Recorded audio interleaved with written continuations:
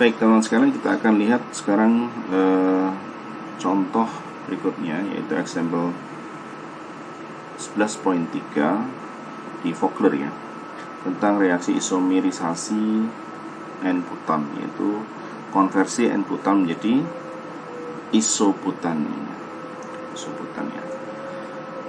Baik, N-butan diisomerisasi dalam reaktornya, ini reaktor plug flow ya, PFR.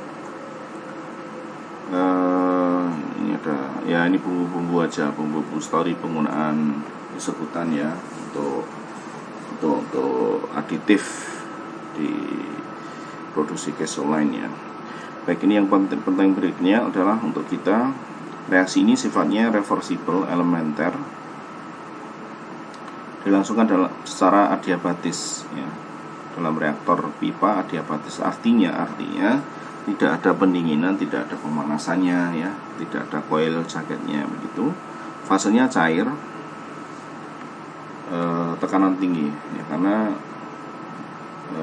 butan ini termasuk volatile juga ya, gampang menguap ya. Kalau kemudian mau di-maintain liquid, maka tekanannya harus tinggi ya. Data yang ada adalah specific reaction rate. Jadi ini ada konstanta laju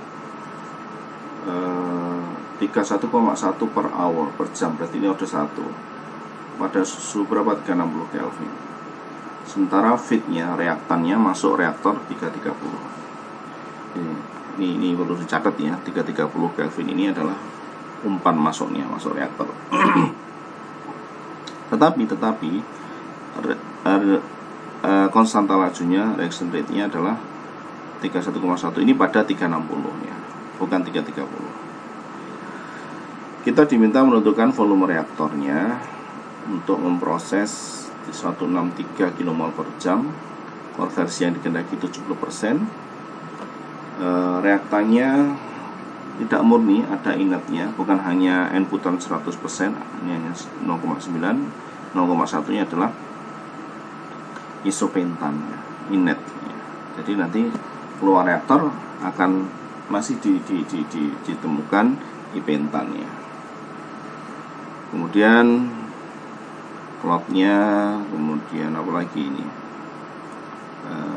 kalau CSTR volume 40%, volume CSTR nya untuk konversi 40% ya. Data-data yang lain kita cermati apa saja yang sudah disediakan untuk datanya yang tersedia.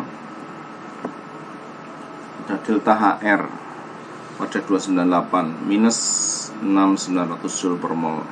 Berarti ini delta H minus, berarti reaksinya exo ya,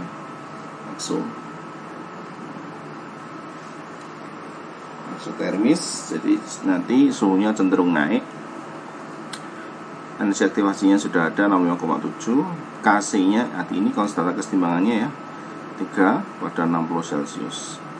Berapa ini? 273 ya, 333 ya. Ingat ini 3,03 ini pada suhu 60 atau 333. Padahal masuk tadi suhu berapa? Masuk pada 330 ya, Kelvin. CA0 nya sudah ada 9,3. CP nya untuk N-butan, isobutan sama, ini produk, ini reaktan sama. Tapi ipentanya, ini inletnya dia punya CP 161 ya. Baik, kawan-kawan, ini kita perlu dulu ya, sketsa dulu biar lebih mudah memahaminya. Kita buat sketsanya reaktor pipa ataupun CSTR yang poin C tadi.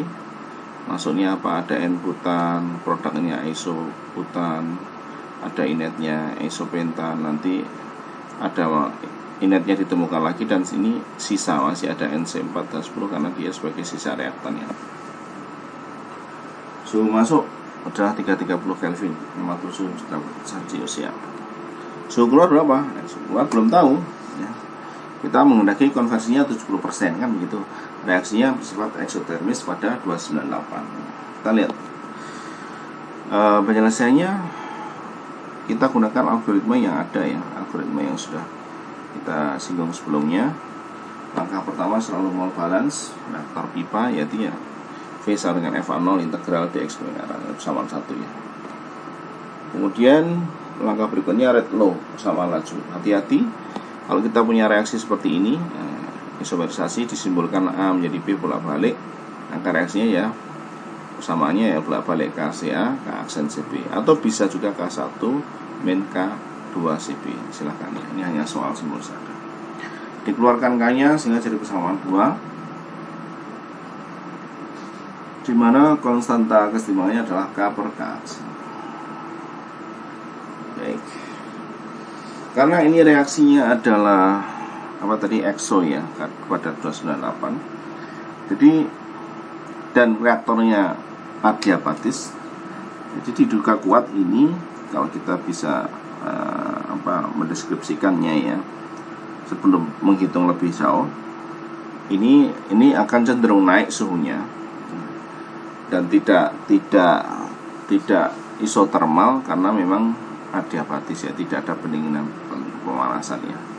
Jadi suhunya cenderung naik.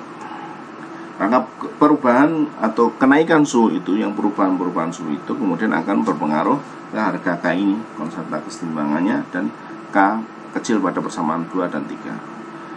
Nah, perubahan konstanta lajunya persamaan 2 ini, K kecil ini, kita masih ingat gunakan Arrhenius ya, 32 sama K1 eksponen E per R kali dan seterusnya. Gunakan persamaan 2 untuk memprediksi, bukan persamaan 2, K pada persamaan 2 ya. Perubahan K pada persamaan 2 ini gunakan persamaan Arrhenius ya untuk menghitungnya. Jadi K1 nya adalah K konstanta laju reaksi pada T yang diketahui. T yang diketahui tadi berapa? Nah, 360 Kelvin 31,1 ya. Harga K-nya 31,1. Lalu di sini ya,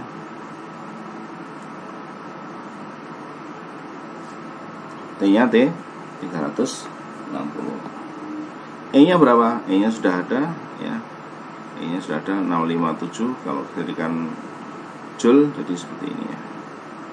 Jadi kita punya persamaan 4. Ini adalah persamaan yang bisa kita gunakan untuk menentukan perubahan konstanta laju karena perubahan suhu.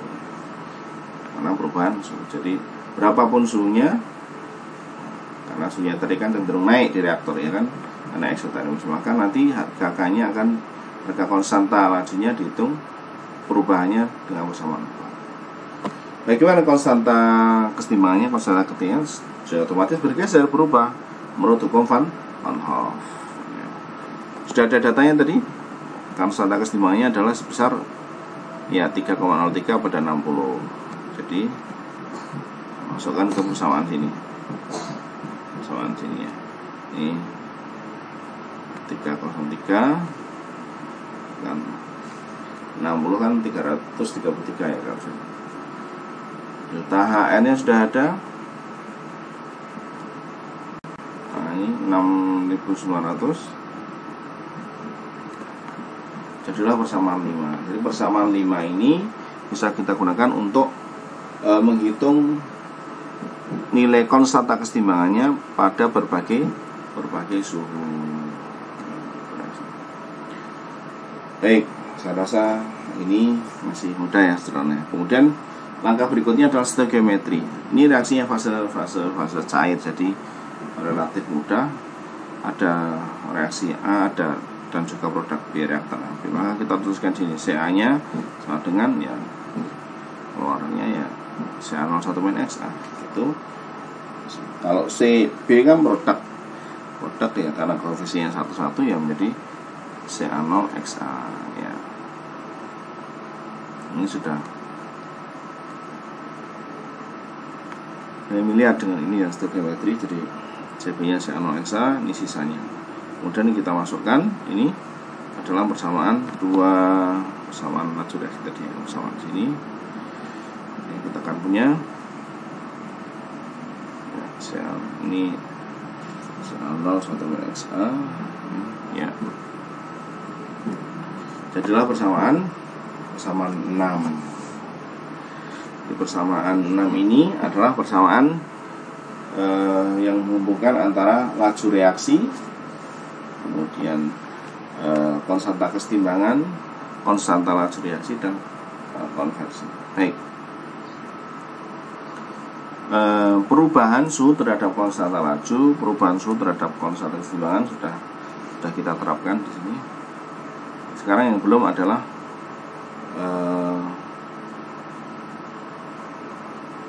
pengaruh suhu terhadap konversi. Maka di sini kita perlu merumuskan energi balance atau sama neraca energi. Untuk kondisi adiabatis, ya berarti Q-nya sama dengan 0, tidak ada uap masuk, tidak